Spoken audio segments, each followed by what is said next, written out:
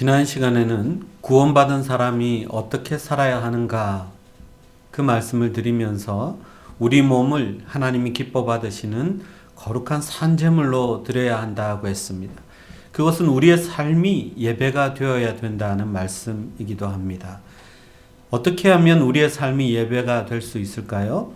먼저 이 세대를 본받지 말고 마음과 생각이 변화를 받아서 하나님의 선하시고 기뻐하시고 온전하신 뜻을 깨닫고 분별하는 것. 그것이 하나님 앞에 드리는 영적 예배라고 말씀을 드렸습니다. 이어서 사도 바울은 우리가 어떻게 살아야 할지, 구원받은 사람이 신앙생활을 어떻게 해야 할지에 대해서 계속해서 권면해 주고 있습니다. 오늘 본문 3절 말씀을 보면 마땅히 생각할 그 이상의 생각을 품지 말라고 합니다. 자기 자신에 대해서 마땅히 성경이 말하는 것 이상으로 판단하거나 생각하지 말라는 것입니다. 어떤 사람은 자기 자신을 너무 낮게 봅니다. 열등감에 사로잡힌 사람이지요. 이 열등감이라는 것은 잘 다루면 그 사람이 발전하는 데 굉장히 도움이 되지만 잘못 다루면 다른 사람들에게 계속 방어 기제를 사용합니다. 그래서 괜히 다른 사람들을 일부러 깎아내리고 하는 그런 모습도 볼 수 있습니다. 주위의 시선과 평가에 너무 민감하기 때문에 실제로는 다른 사람들이 그렇게 여기지 않는다 할지라도 스스로 자기를 너무 작게 여기는 것입니다. 그게 열등감입니다. 반대도 있죠. 교만한 사람도 있습니다. 사실 이 본문은 교만에 대해서 더 경고하고 있는 말씀입니다. 교만은 하나님이 정말 싫어하시는 것입니다. 자기가 가장 잘났다는 교만한 마음에 있는 사람들, 그런 사람들은 자기를 막 과시하기도 하고요. 또 때로는 괜히 사람들을 교묘하게 무시하고 깔보기도 합니다. 그래서 하나님이 이 교만을 참 싫어합니다.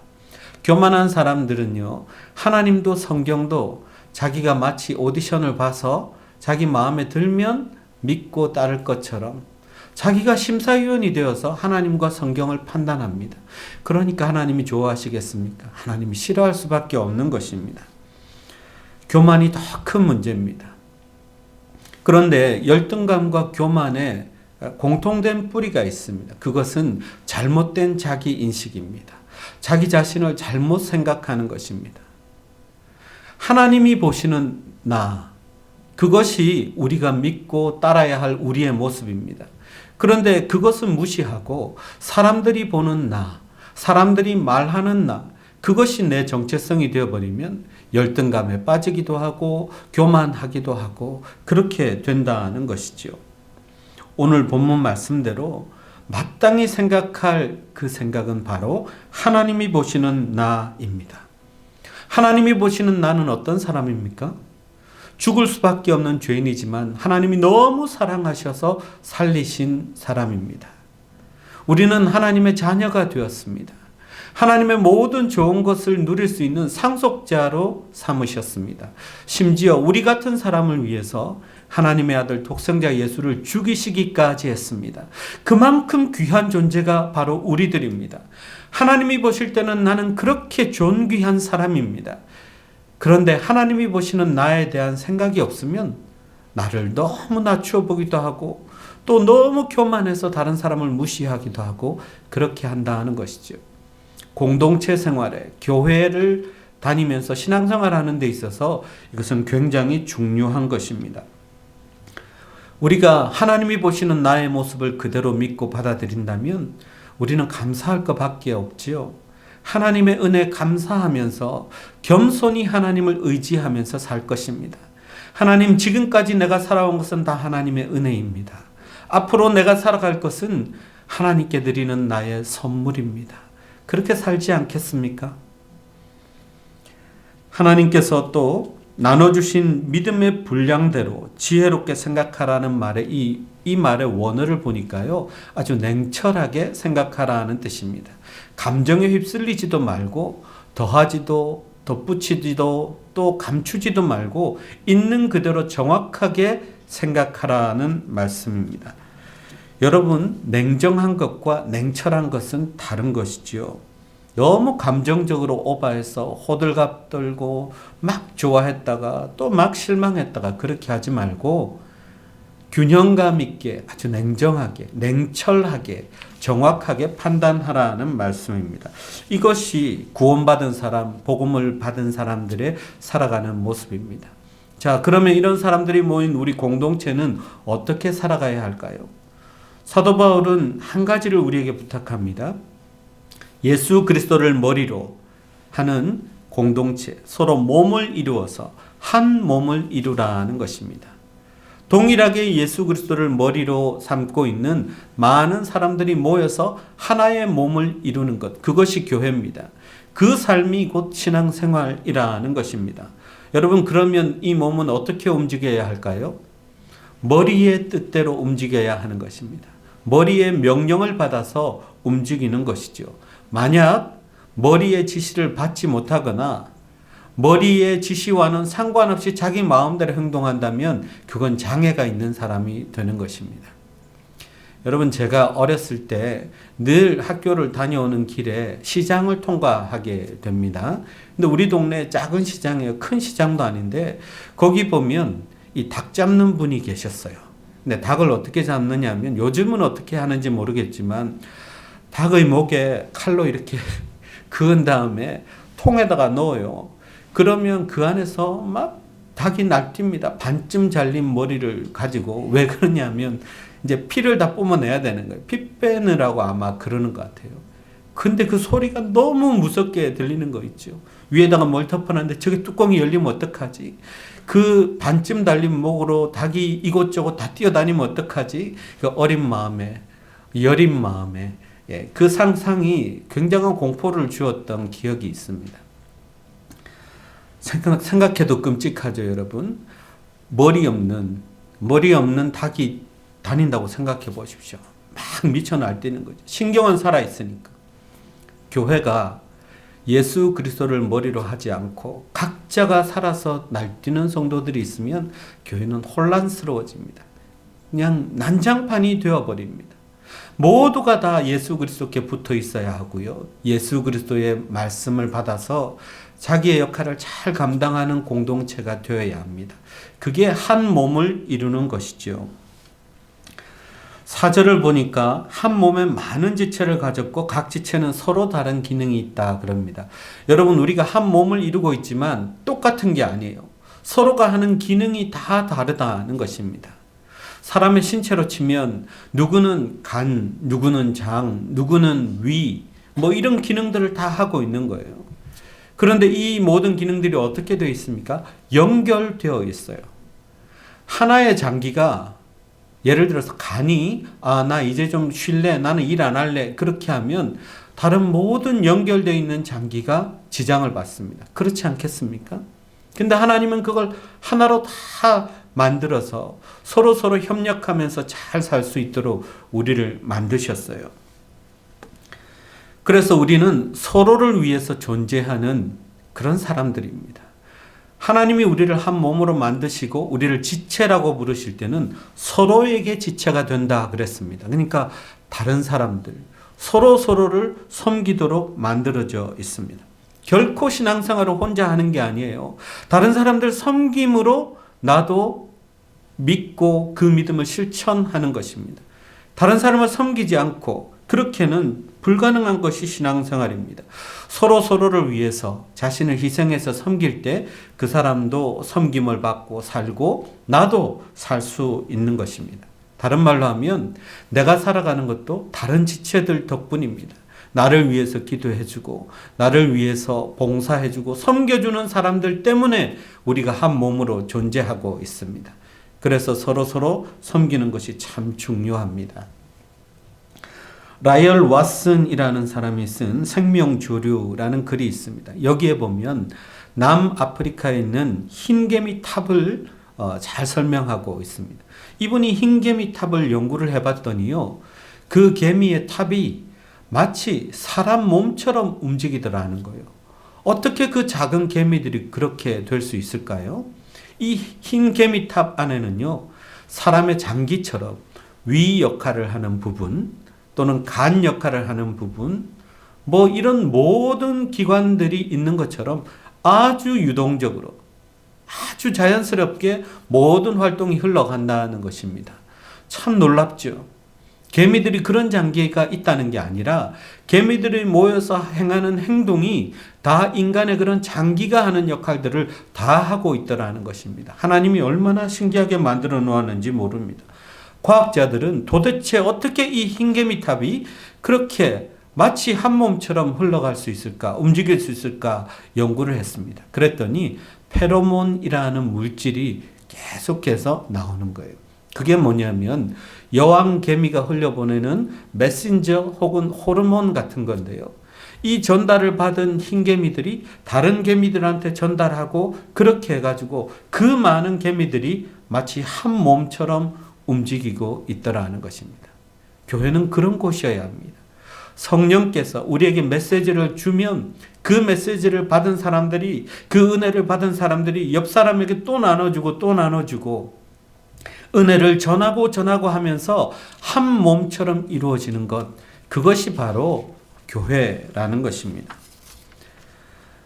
여러분, 이 계명은 참 신기한데요. 또 다른 연구를 보니까 자율주행, 자동차의 자율주행을 요즘 많이 하지 않습니까? 이거 연구하는 사람들이 개미들의 그 움직이는 모습을 봤어요. 어떻게 이렇게 그 많은 개미들이 움직이면서 아주 적당한 거리를 유지하고 충돌 사고가 나지 않고 움직일 수 있는가? 개미로부터 배웁니다. 개미들의 공동체를 들여다보면요, 그 안에 찜질방도 있고 휴게실도 있고 쓰레기 처리 시설도 있고 다 있어요. 아주 럭셔리하게 삽니다. 자기들 딴에는 너무 불편 없이 살아요. 왜 그런지 아세요? 모든 개미들이 자기가 무엇을 해야 할지 알고 어떻게 움직이는지가 이미 몸에 다 배어 있기 때문에 그렇습니다. 여러분, 교회도 그런 공동체여야 합니다.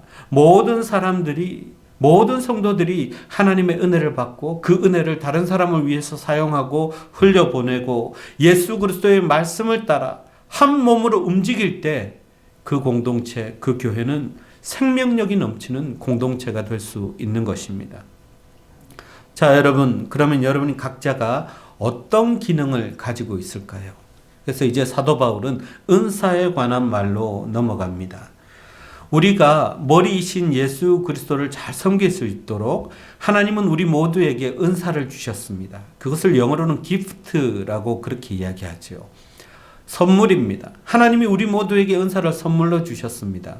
그런데 중요한 것이 있습니다. 이 은사는 나를 위해서 사용하는 것이 아니라 교회를 위해서, 성도들을 위해서, 그리스도의 몸을 위해서 사용하라고 주신 것입니다. 이걸 잘 깨달아야 합니다. 그렇지 않으면 이 은사를 가지고 나를 위해서 사용하고 내 이름을 높이기 위해서 사용합니다. 그리고 때로는 이 은사가 칼이 될 수도 있습니다. 다른 사람들을 힘들게 하고 실족시키고 아프게 하고 해칠 수도 있습니다. 그래서 여러분이 기프트, 하나님이 나를 통하여 다른 성도들 교회에 기쁨을 주기 위해서 주신 선물이라는 것을 우리가 잊지 말아야 합니다. 그래서 은사를 가지고 섬기면 상대방도 기쁘고 나도 기뻐요. 교회도 기뻐하고 나도 행복합니다. 그것이 진짜 은사입니다. 은사 있다고 하는데 만약 그런 결과가 안 나온다면 그건 다시 생각해 봐야 합니다. 원래 은사라는 단어는요, 헬라어로는 카리스마라는 단어입니다. 여러분, 우리는 카리스마의 뜻을 잘못 알고 있어요. 좀 눈도 부리부리하고 기가 센 캐릭터를 보면 카리스마 있다라고 하지만 원래 카리스마는 그런 뜻이 아닙니다. 카리스, 기쁨이라는 단어에 어미를 붙여서 카리스마, 기쁨, 은사라는 뜻입니다. 은사는 기쁜 거예요. 잘 사용하면 하나님을 기쁘시게 하고 성도들을 기쁘시게 하고 우리 자신이 기뻐지는 것, 그것이 바로 은사입니다. 누군가에게 여러분이 선물이 되어준다면 그 선물을 받는 사람도 기쁠 뿐만 아니라 나도 기쁜 거예요. 그런데 이 은사는 하나님이 각자에게 자신에게 맞는 은사를 주신다 그랬죠. 어떤 은사들이 있습니까?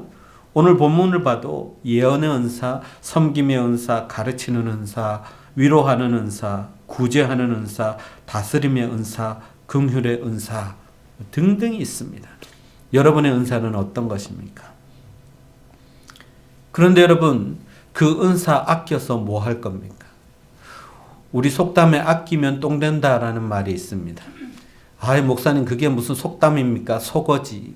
그런데 진리예요. 아끼면 썩어지고 사라지게 되어 있습니다.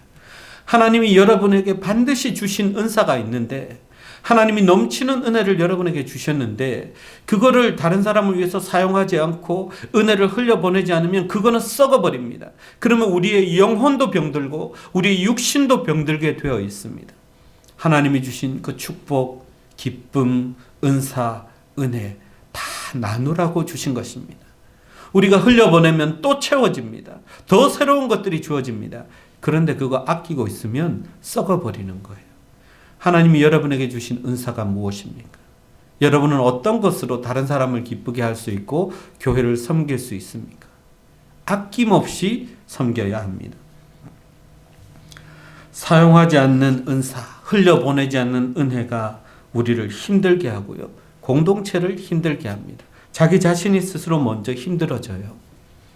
여러분, 이스라엘의 대표적인 바다가 두 개가 있습니다. 갈릴리는 강이라고도 하고 호수라고도 하죠. 그러나 바다로 보는 게 맞습니다. 제가 찍어 먹어봤어요. 이게 짠지 안 짠지. 근데 짜요. 그러니까 갈릴리 바다가 있고 그 다음에 그 밑에 보면 사해 바다가 있습니다. 근데 이 두 바다는 너무 다릅니다. 갈릴리는 위에서부터 헐몬산에서 녹은 물이 눈이 녹은 물들이 흘러 들어옵니다.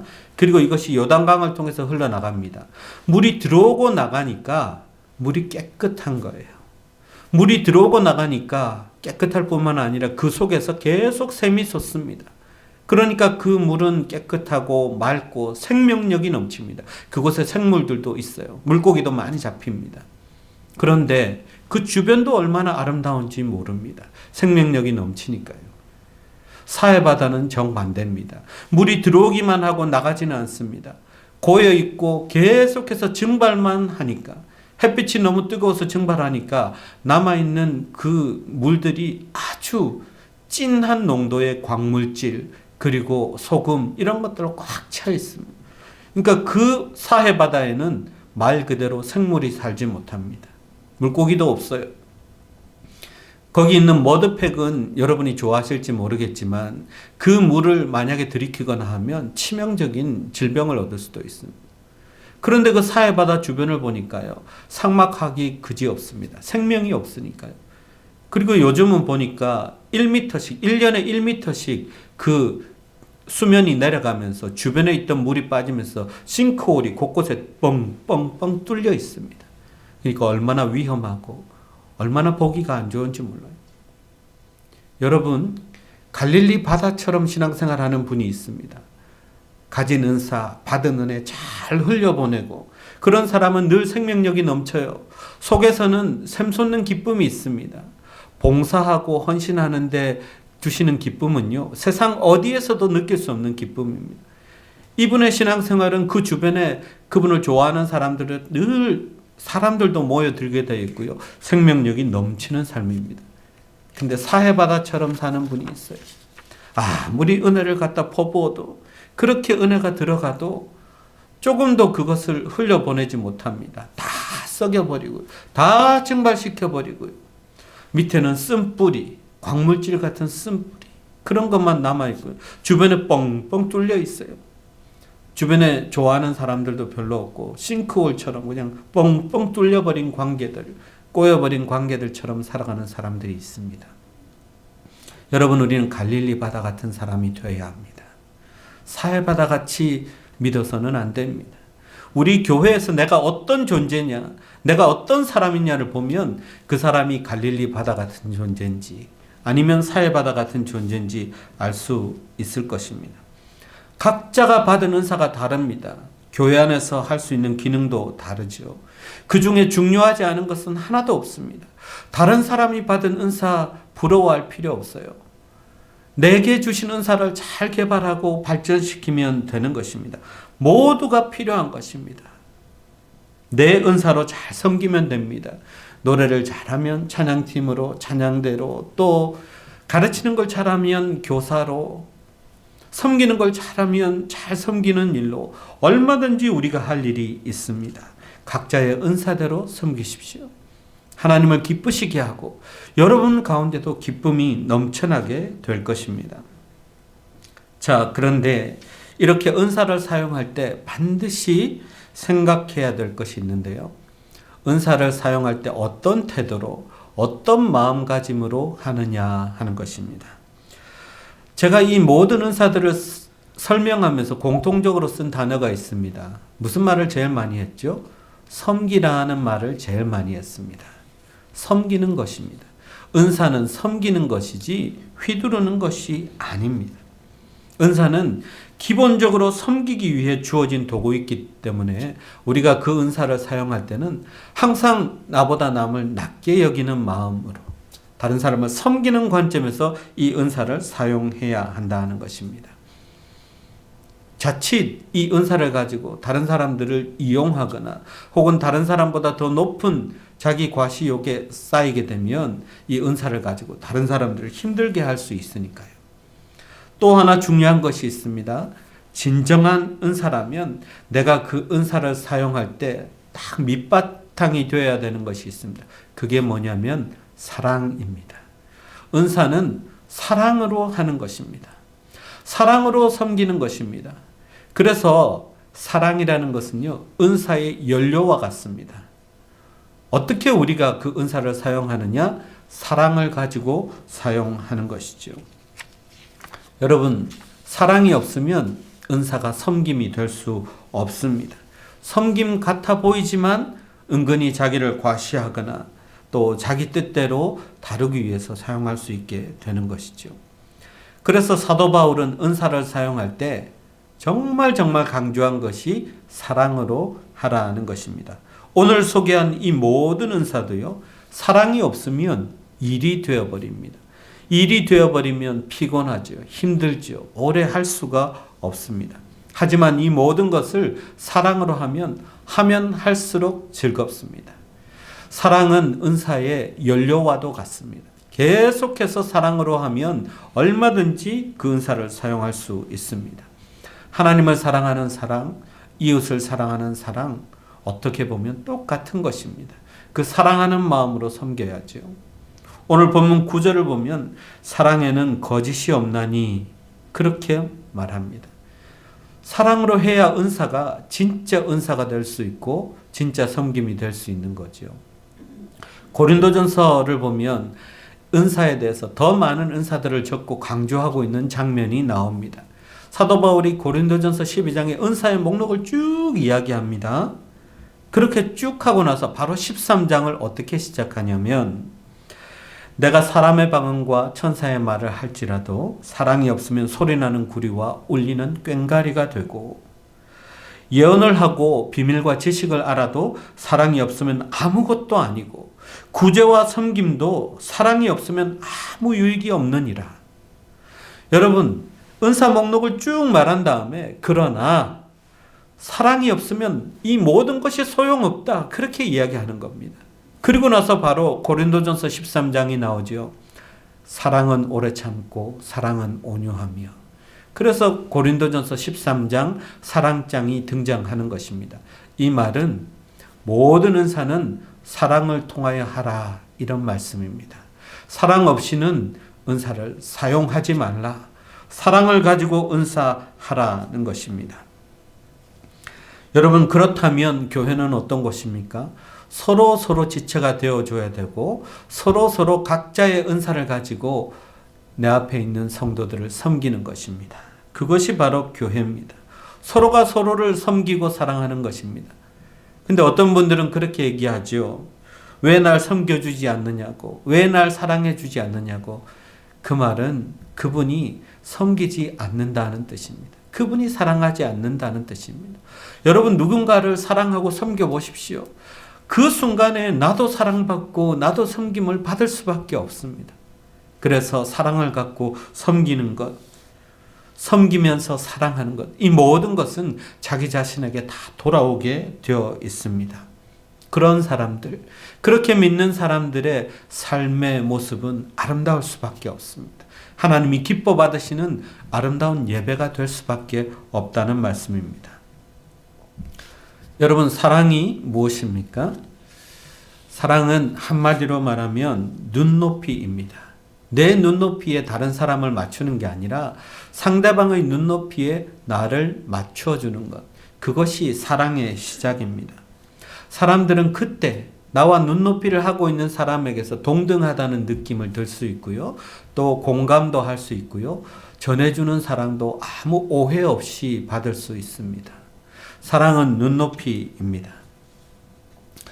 한국의 이재명 대통령이 연설하는 것을 제가 본 적이 있습니다. 근데 이것은 정치적인 이야기가 아닙니다. 좌우를 이야기하는 게 아니라 커뮤니케이션, 어떻게 다른 사람과 대화하고 어떻게 마음을 전달하느냐 하는 문제입니다. 연설의 문제이기도 합니다. 이분이 어느 시장에 가서 먼저 자기 어린 시절의 이야기를 합니다. 알고 보니까 그 시장은 자기 아버지가 청소하던 시장이었고요. 어머니가 그 시장 화장실 앞에 조그만 탁자를 놓고 거기서 화장실 이용객들에게 돈을 받았다고 합니다. 그런 환경 속에서 이재명 대통령이 어린 시절을 보냈던 거죠. 그러면서 추억을 이야기합니다. 자기 아버지가 청소하면서 가져온 썩은 과일들을 밤새 가족들이 나눠 먹으면서 그렇게 자랐다고 하고요. 또 청소하던 자기 여동생 야쿠르트 배달하고 하다가 과로로 죽은 이야기도 합니다. 그 연설을 하면서 눈물 흘리면서 하는 말이 그것입니다. 여러분은 저희 부모님 같은 사람들입니다. 여러분, 만약에 이재명 대통령이 그 시장에서 자라지 않았더라면 이런 말에 감동할 사람 아무도 없습니다. 그런데 이 시장 상인들, 적어도 이 시장 상인들에게는 자기 자식 같고 자기의 동료의 자제이고, 그러니까 눈높이가 같아진 거예요. 그러니까 이재명 대통령이 하는 말은 설득력이 있습니다. 여러분을 위해서 잘 사는 세상을 만들겠습니다.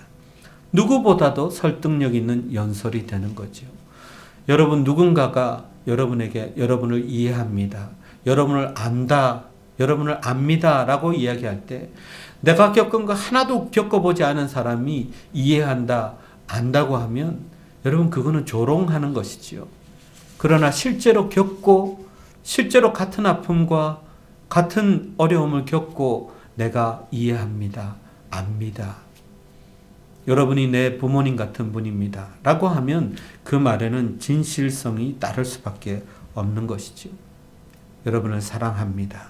그 고백은 진짜 고백이 될 것입니다. 여러분, 예수님께서는 우리의 모든 아픔을 공감하시기 위해서, 우리의 모든 연약함을 다 공감하시기 위해서 이 땅에 오셨고, 우리가 지금 겪는 아픔, 어려움 다 미리 다 겪어보셨습니다.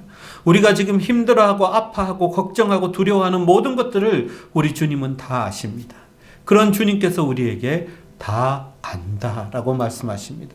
내가 너를 이해한다, 내가 너를 다 알고 내가 너를 사랑한다 라고 말씀하십니다. 그 말씀이 오늘 우리에게 네가 그동안 받은 은사, 네가 받은 은혜, 다른 사람을 섬기고 또 다른 사람을 사랑하는데 사용하라고 우리에게 말씀하십니다. 서로 지체가 되어서 아름다운 몸을 이루라는 것입니다. 서로 눈높이를 맞추고 공감하며 사랑을 고백하며 서로 섬기는 아름다운 공동체가 되라는 말씀입니다. 여러분, 그것이 예수님께서 우리에게 주신 처방전이고 우리에게 주신 은사 사용법입니다. 여러분이 받은 은사를 어떻게 써야 하겠습니까? 우리 주변에 있는 성도들 진심으로 사랑하고 섬기고 그들을 위해서 헌신함으로 내 은사가 빛을 발하고 하나님은 더 새로운 은사, 더 놀라운 은사들을 우리에게 부어주실 것입니다. 여러분, 은사를 잘 사용하십시다. 내가 받은 사랑과 은혜로 그 은사를 잘 사용하면 우리는 더 아름다운 하나된 몸으로 거듭나는 그런 교회가 될 것입니다.